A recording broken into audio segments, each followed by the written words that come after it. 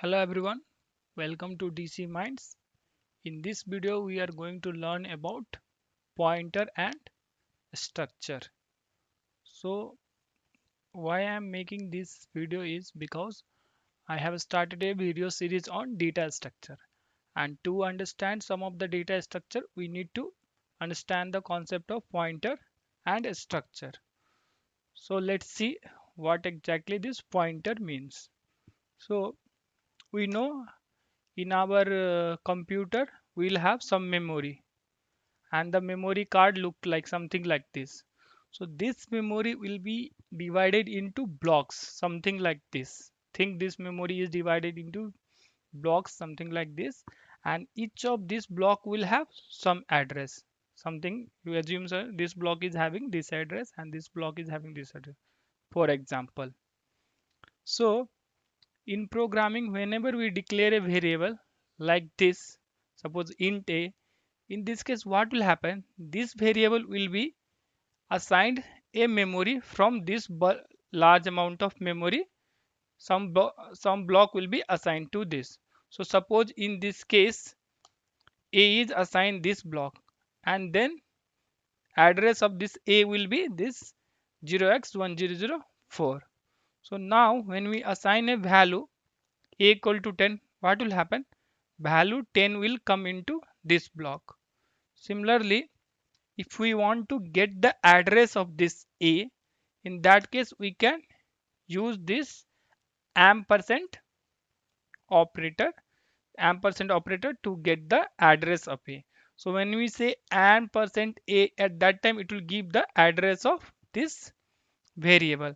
In this case, this a is pointing to this block and this block is having address this. So here it will return this.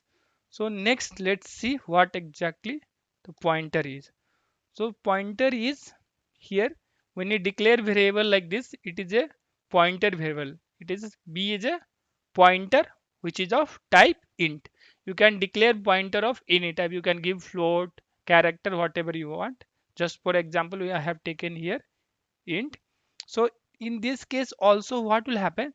This b will be given some memory and it will have some address. So let's, for example, b is assigned a memory of this block and it is having address 1006.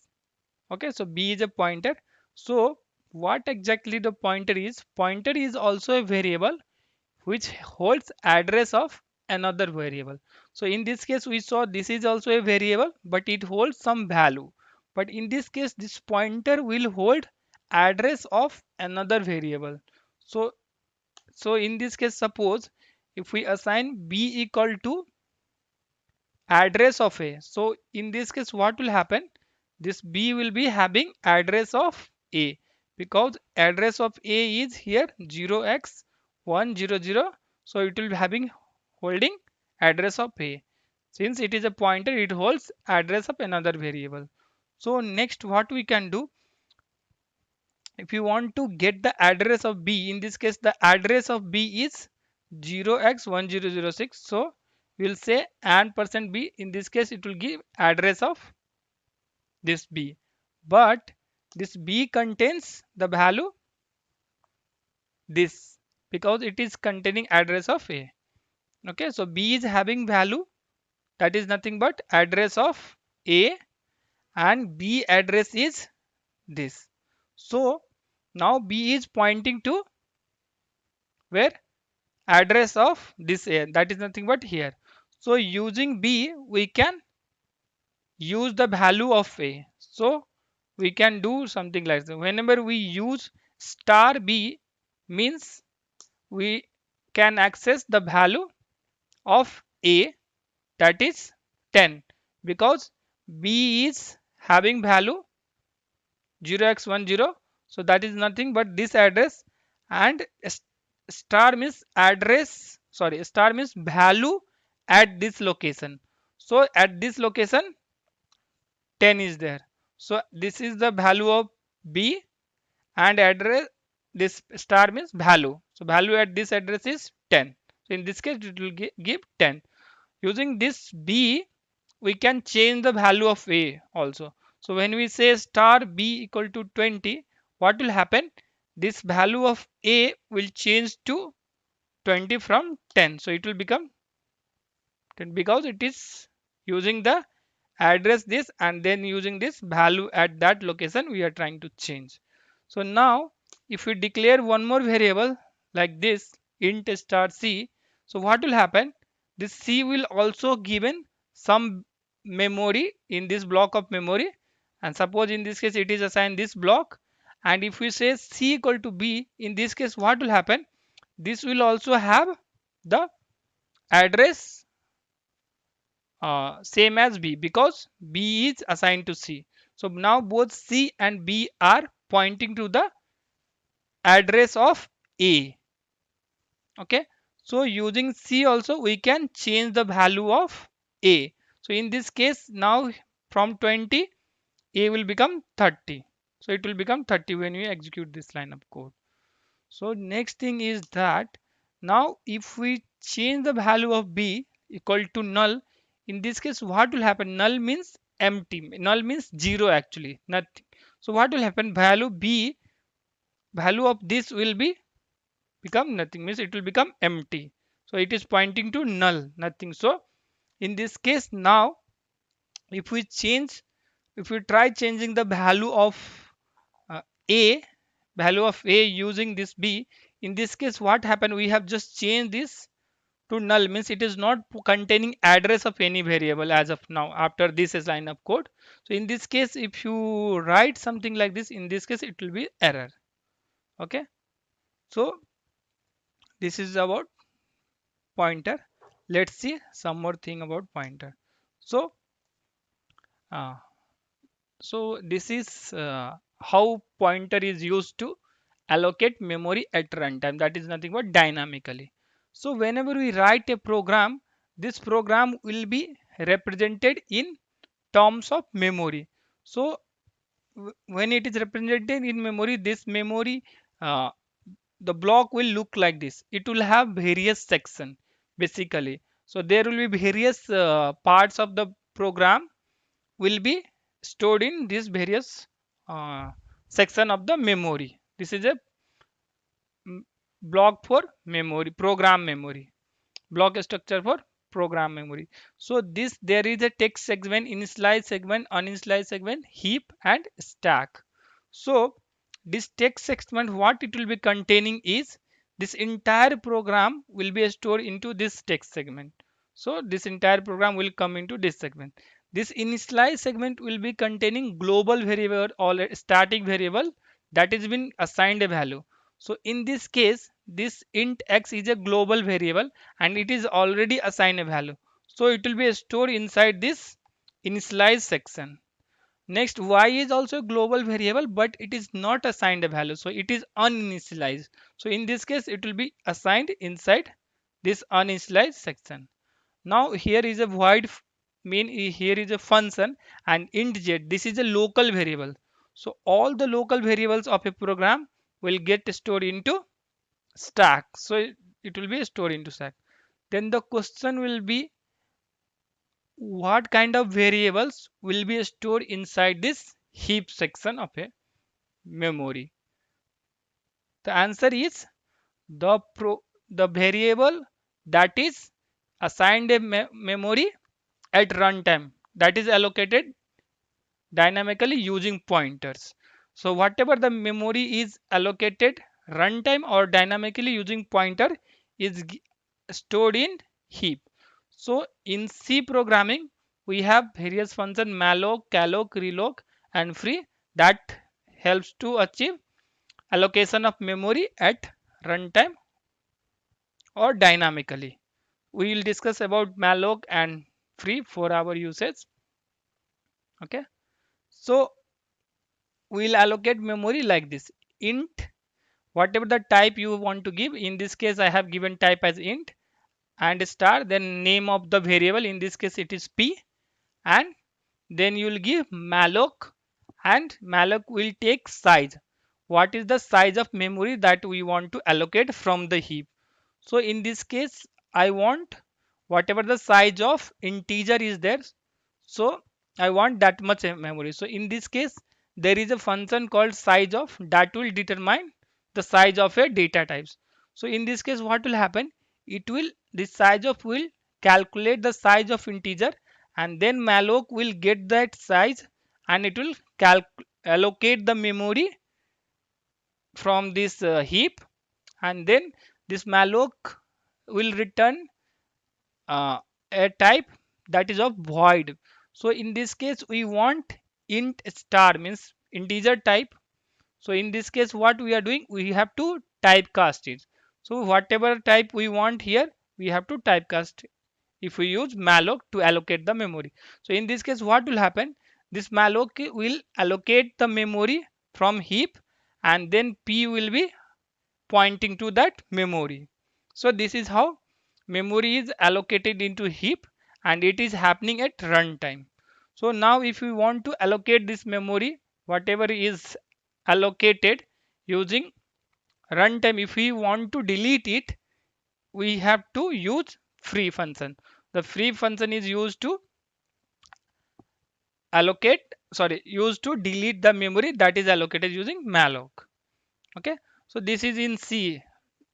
In C++, same to achieve the same thing like allocating memory at runtime from heap, we use new and delete operator. And for this uh, we can do the same thing like this. We'll give the type, whatever the type we want to. In this case I have given int, we can give float, character, whatever we want, and the name of the pointer, and then new int, whatever type it is here.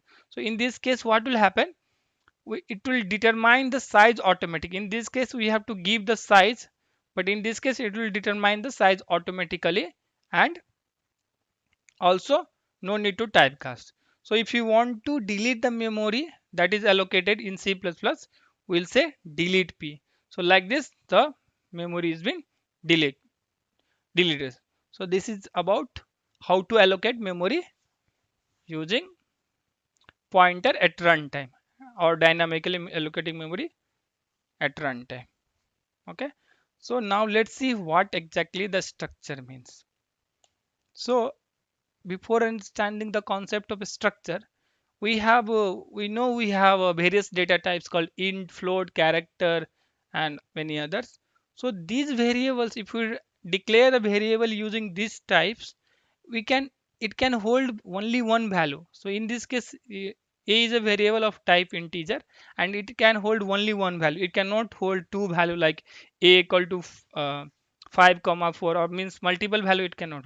So to hold multiple value, we have a concept of array, but array can hold multiple value, but it will be of same type, means it can hold either integer or float or character. But what if we want a data structure, or a structure, or a type that allow us to hold multiple type of value? So to achieve that we have a structure. So if we want to store multiple value of different types, for that we'll use the structure. So to declare a structure, and one more thing, a structure is nothing but it is also a type, but it is user defined types, or it is a abstract data type. So to define a structure we'll use the keyword struct, and then name of the structure, whatever you name you want to give, you can give. Here I have given the name as person, and then open brace and give the members. In this case I want four members, so I have given four members like int age, float salary, int employee id, and character gender. In this case you can add anything, like you can add any number of members you want. In this case four members is enough for me. Okay, so now this is how you will declare the user defined data type using a structure, and this is called a structure, that is whose name is person structure. Now to use this member of this structure, we'll declare a, what we'll do, we'll declare this instance of this structure like this. So we'll say struct person p1. So at this time what will happen, it will be declare a variable of type this person. So in this case, however, we are doing int a, means a is a variable of type int.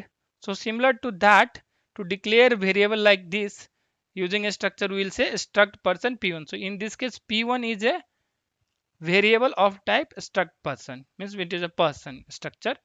Now to access the value, or to assign the value to this members, we'll use dot operator. We'll say p1 dot age equal to 22. So in this case, age will be 22.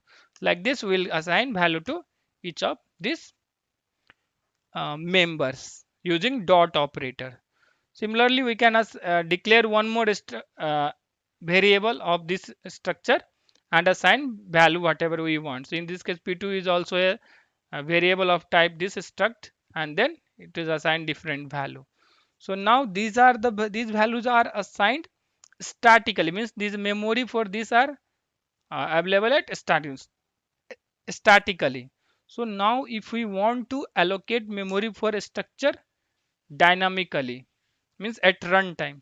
So for that purpose, similar to previous slide where we discussed pointer, what we can do, we can say struct person and star p1, means it is a p1 is a pointer variable of type person, and then p1 equal to struct person, because we want this p1 is of type struct person, and then malloc, and then size of that data types. So we'll now in this case, p1 will be allocating the memory, will be getting the memory at runtime dynamically. So now to access the members of this p1 at runtime using means basically at runtime, we'll use arrow operator. So here we'll use arrow operator. In previous slide we used dot operator, but if it is a pointer, we'll use arrow operator. So in this case, age will be 22, then similarly salary will be assigned the value, then employee id, like this. So these things are, this is in C programming. In C programming, we'll allocate memory like this. Same thing if we want to do in C++, what we'll do. And one more thing, we can declare another structure variable like this, and then p2 equal to p1. If we do, what will happen, it will p1 and p2 will be as pointing to the same memory. So in this case, p2 dot age will be 22, because here p1 is 22, age 22. Similarly, salary will be same for p2, and id will also be same, and this gender will also be same. Now if we want to do the same thing in C++, so this is in C programming, but in C++ if you want to do same thing, we'll use person and the name you want to give, and just give the new and person, and same way however we did here, like this we'll do. Just here the way we allocate memory will get changed. Here just we need to use the name, no need to use the size, and same way like this will happen. Similarly, same way you will do assign one pointer to another. And if you want to delete the memory in C programming, we'll use free. In C++, we'll use delete. So that's all about pointer and structure, and this will be helpful to understand various data structures like linked list, graph, and tree. So thanks for watching. If you like this video, please subscribe to my channel. If you feel this video will be useful to your friends and your colleagues, please share with them. If you have any query, please comment it.